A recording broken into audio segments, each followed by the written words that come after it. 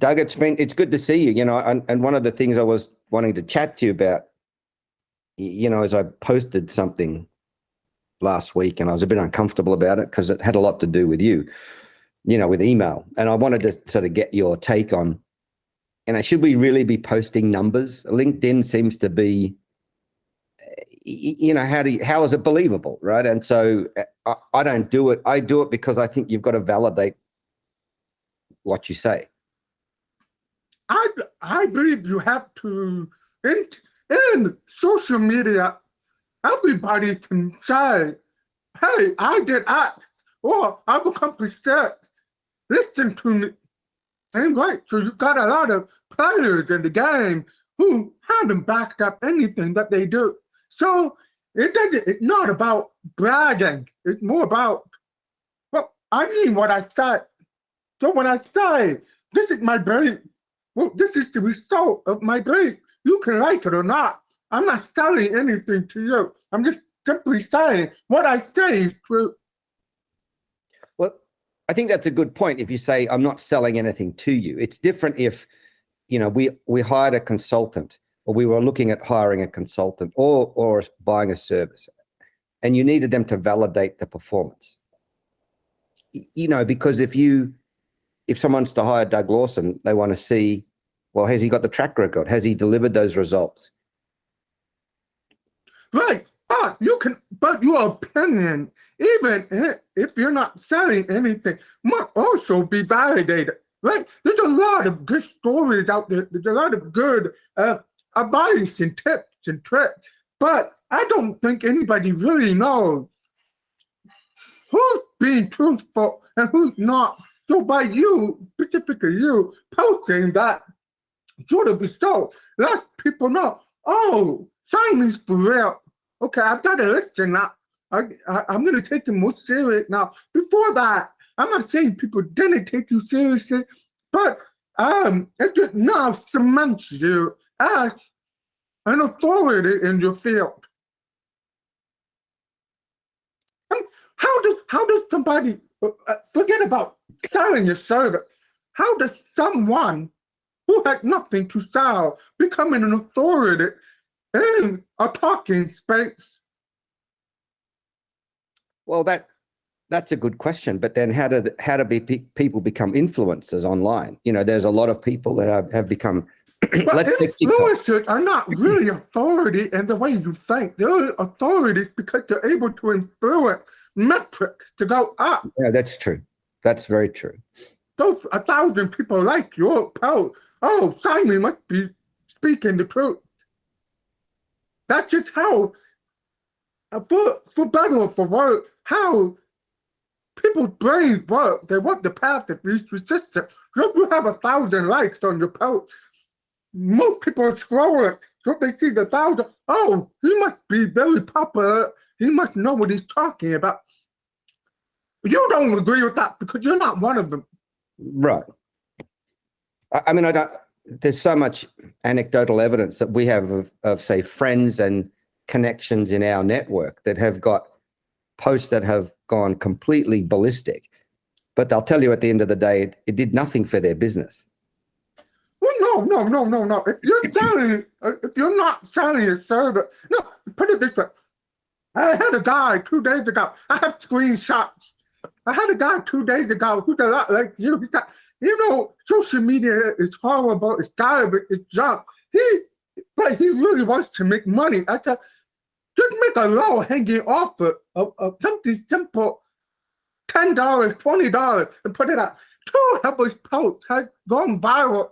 I mean, everybody asking for his help. But he had nothing to offer them because he believes going viral is meaningless. It is if you have nothing to offer.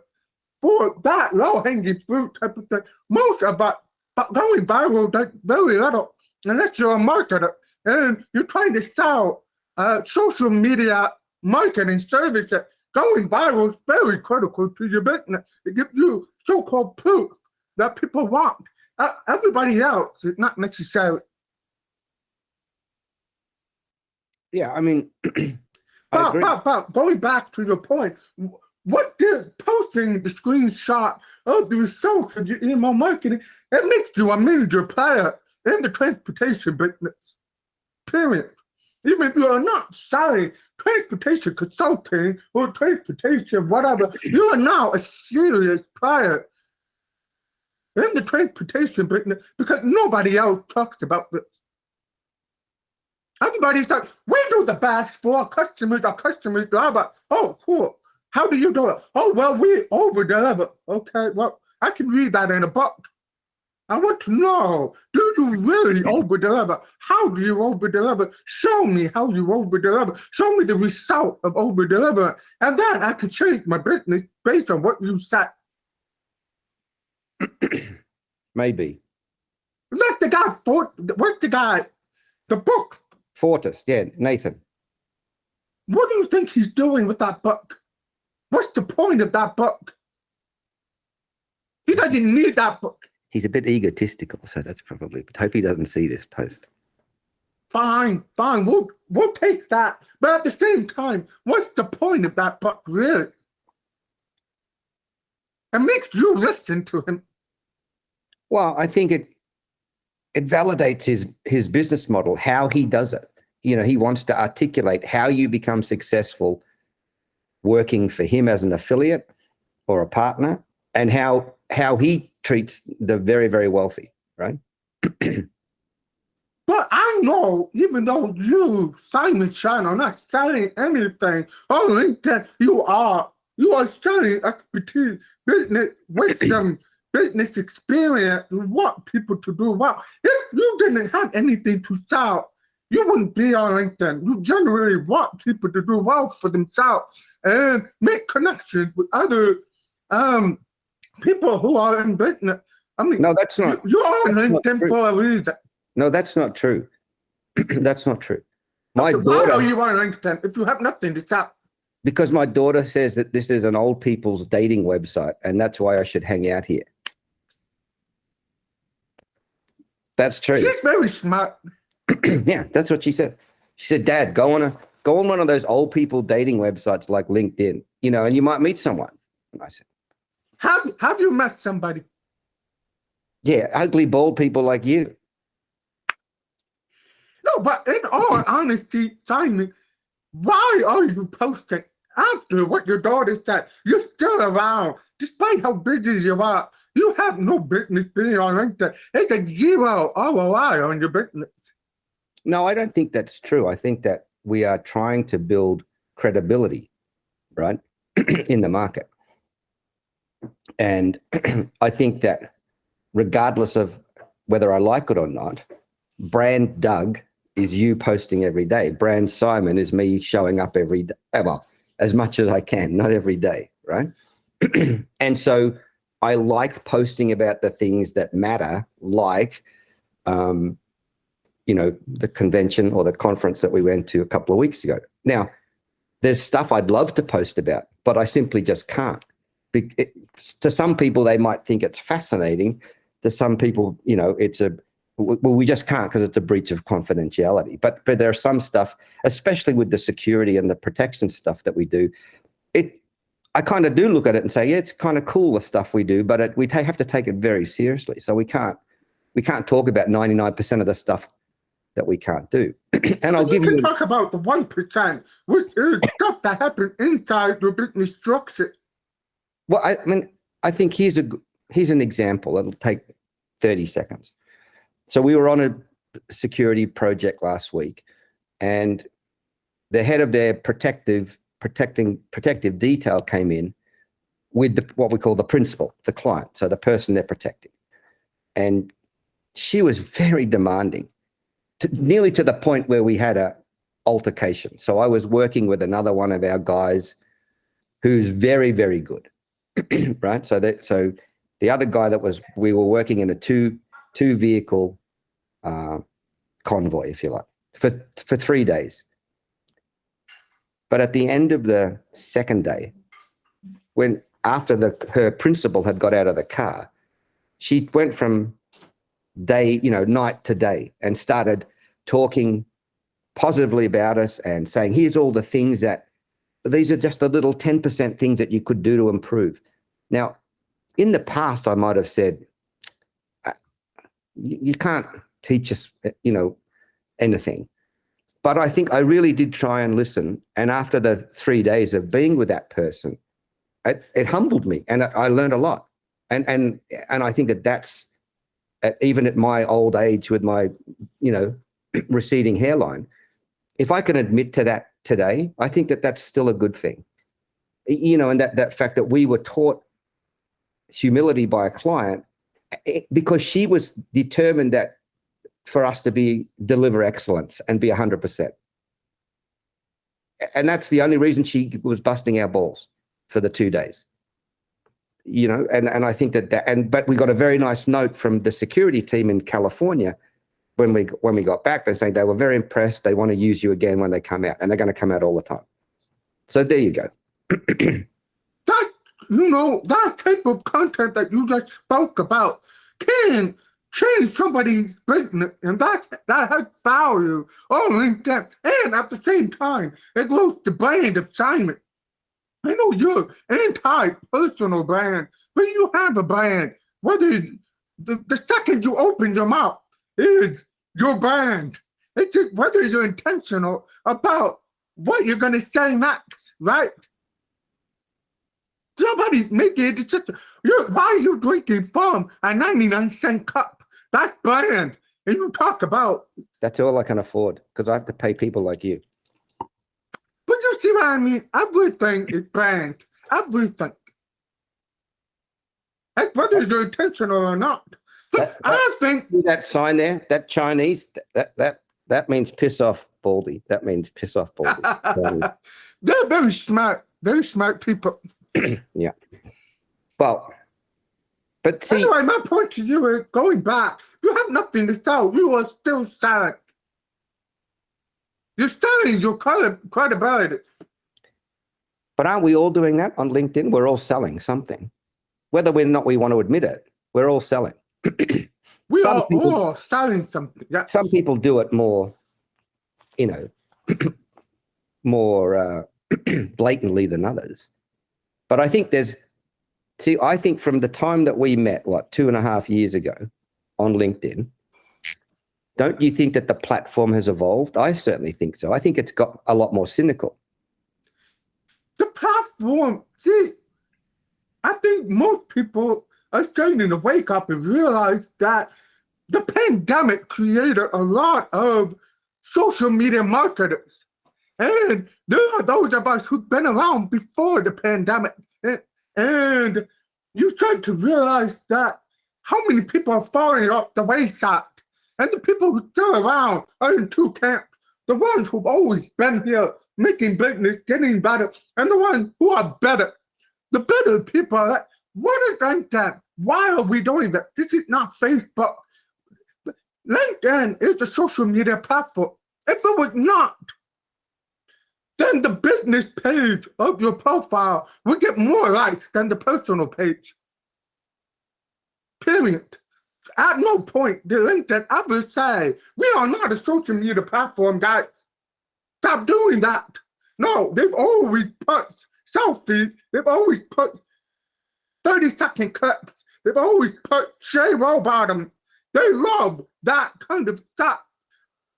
Meanwhile, serious business people are taking on their business profile and resharing great business quotes, get nothing. Surely, this is a business platform. I think that people that persist with postcard marketing, what I call postcard marketing, which is a snapshot of their business or in our case, all of our competitors want to post pictures of their cars, right? Nobody cares. It's assumed you have the best car. Right, that's the price of admission. Right, but that's the dumbest thing you could post. That's like saying you're a copywriter and you posting a picture of your laptop, right? What? That's the dumbest thing. So, and I don't think enough of us, and this is where people like you excel, I don't think enough of us tell our story. Because that's what it is. If people use us they use us because they heard a story. If people use Doug Lawson, they use you because they heard a story. Now, if you can validate that story with more proof and data, then I think the better. And I suppose that some of the stuff we do, you certainly have to have credentials because, what's strange? You know what's strange? So I've always had proof, and they usually held that proof for sales call. So when somebody said, tell me a time when you worked with somebody like me, proof, here's just proof, here's some proof.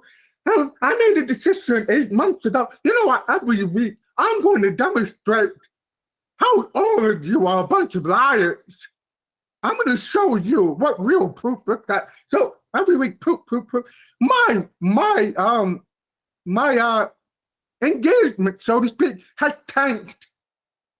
So-called fans have left the room. So-called supporters have left the room. Why?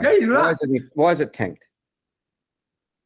Well, because I no longer play the game anymore. The game is show me or shut up. If you don't show me, I don't believe you. I'm showing you everything. Where's yours?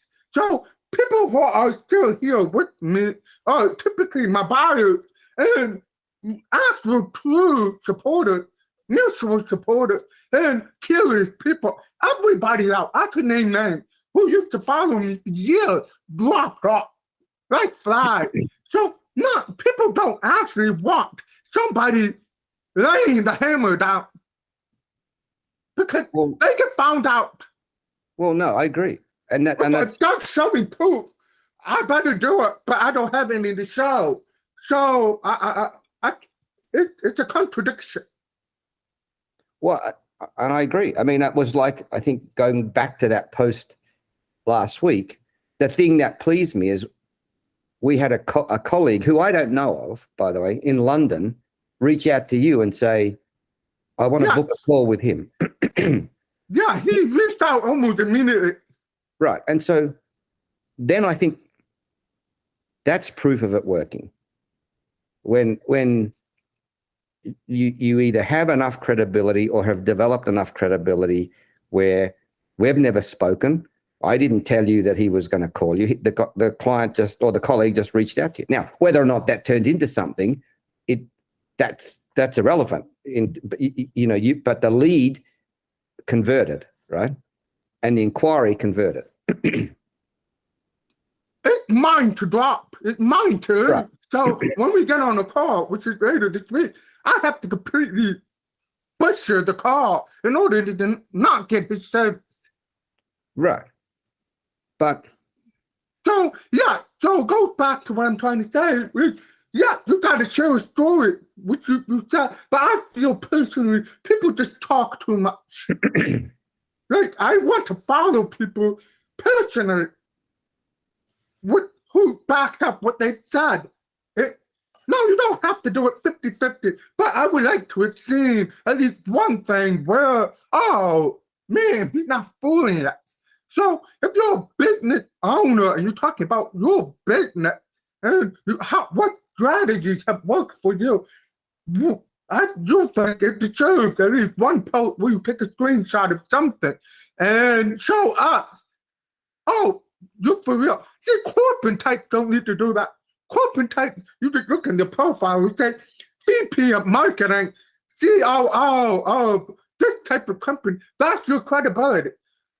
And even those people say, I have nothing to sell. So take off your title. Take them out of your profile. You have nothing to sell. That's proof that you climbed the corporate ladder and a committee hired you. Some committee somewhere in the company was like, we want you, whether it was political or not, doesn't matter. Well, it's all valid. You know, most corporate hires are highly political. You're not promoted just based on results alone. You can be, but yes, that's true. I've heard from others, it's about networks. Who you know, who's talking about you, being on the right project, not the wrong project. Being on the project that the higher ups are focusing on. That's what gets you promoted, right? Yeah, I mean, I would I'm embarrassed to admit this, but I have been in companies where we've had to do a headcount reduction, so we were told to reduce the workforce by X%. And you know what it got down to? We put names on the whiteboard, all the good guys on the left, all the people on the right. That was it. It wasn't That's simple.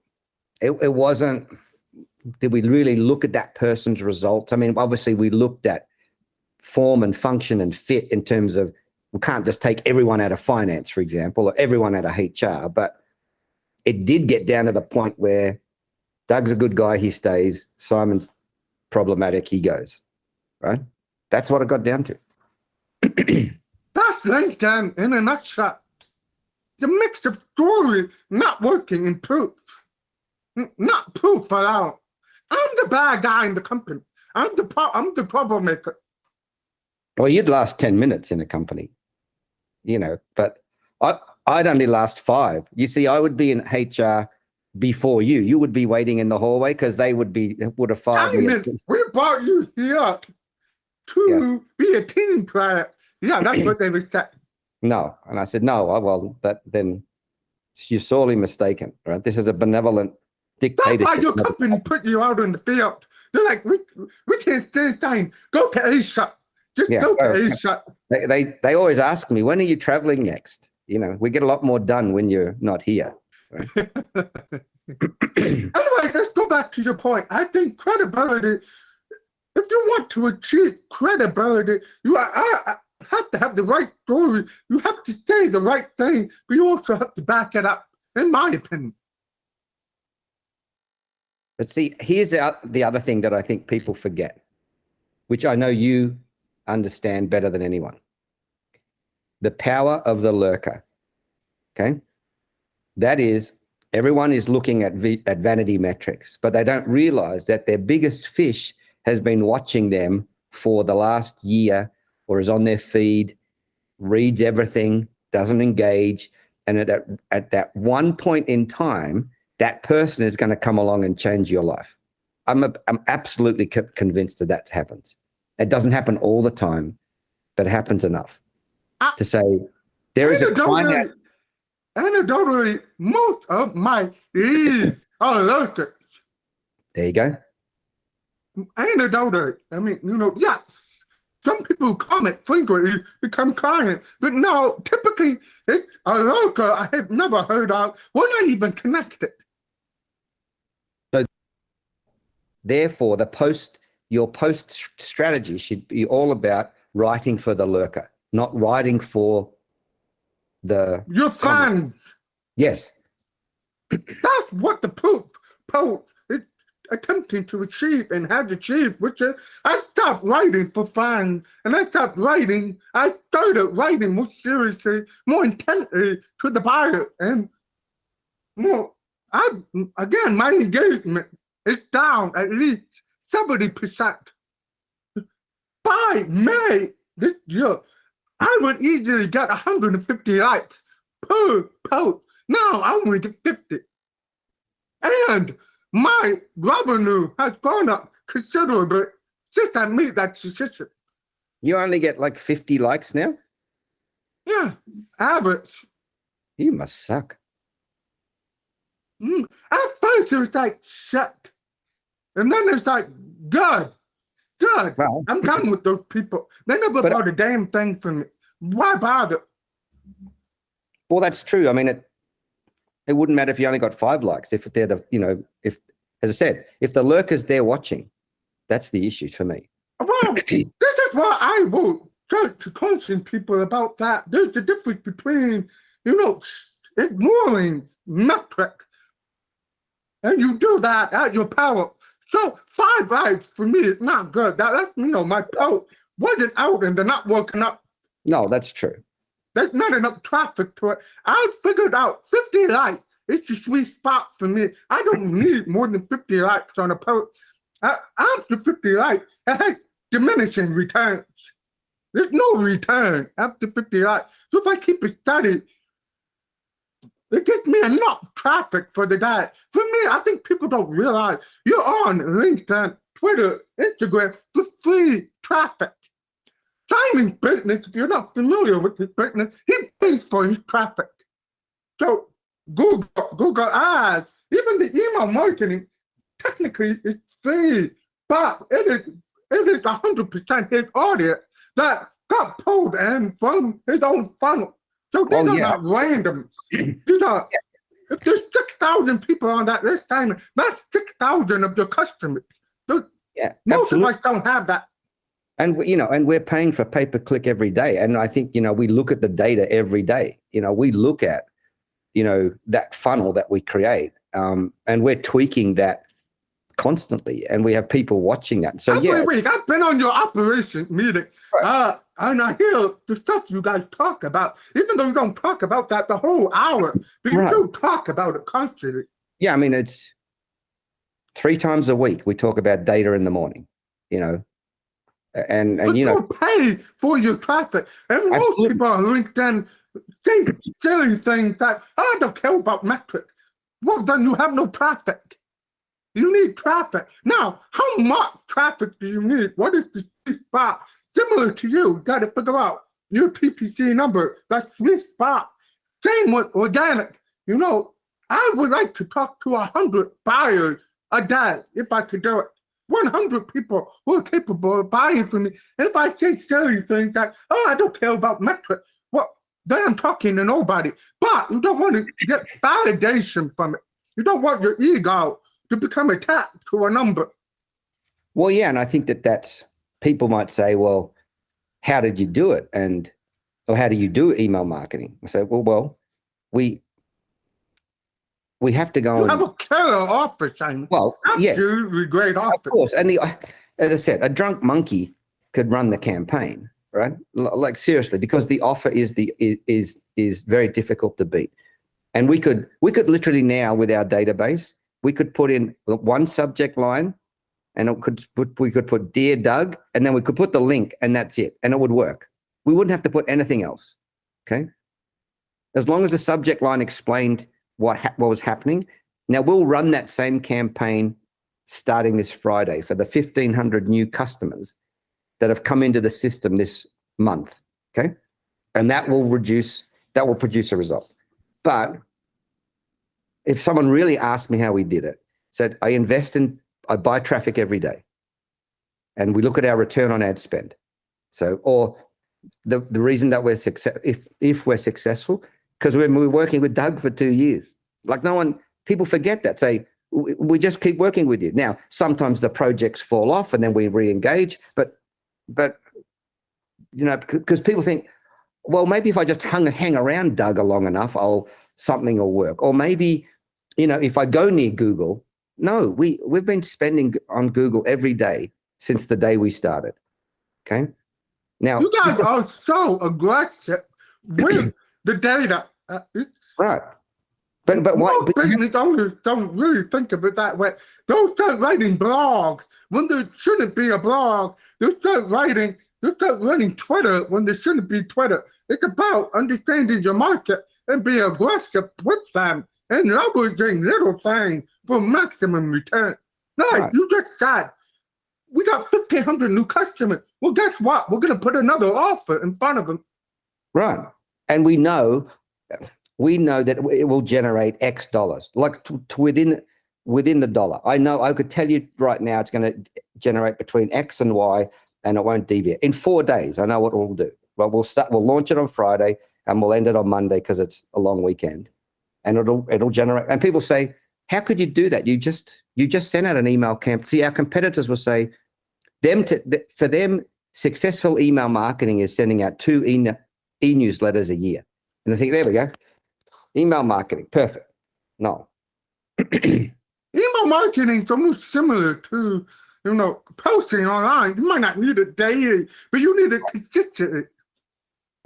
But even if, with that big campaign we did last week, we posted daily and we broadcast daily. Now, did we get some people that said, stop emailing? Of course we did. We had a 5% unsubscribe rate, but who cares? Who cares? Because you're bringing in more people from the PPC, and you're replacing them every day. Well, and if you look at the data, We generated $59,860 in that 7 days. Okay. And 5% of the customers complained. Now, Doug, I just wrote you a check for 60,000. Are you going to be happy with that, or worried about the 3 people that you got an email from? Right? There you go. And you have to look at that data. Anyway, we're at 7:32. You've got to go talk to some real customers, make some money for once. Yes, I do. Yes, I do. I'm going to give this to my video guy who'll chop it up. You don't have a video guy. Yes, I do. It's a good one. What? He's part of my agency. You know, you're looking a little, maybe you should ask him to do something with your gray beard, because since the last time I saw you, there's a lot more gray there, you know? Yeah, man, I'm glowing very fast. You are. Yeah, it's not looking good, Doug, but never mind. You just hang in there, right? Just trying to make a living, my friend. Me too. I'm just a simple Asian immigrant trying to make a living in America. That's all we're doing, man. All right. See you later. It was good to see you. See ya. Cheers.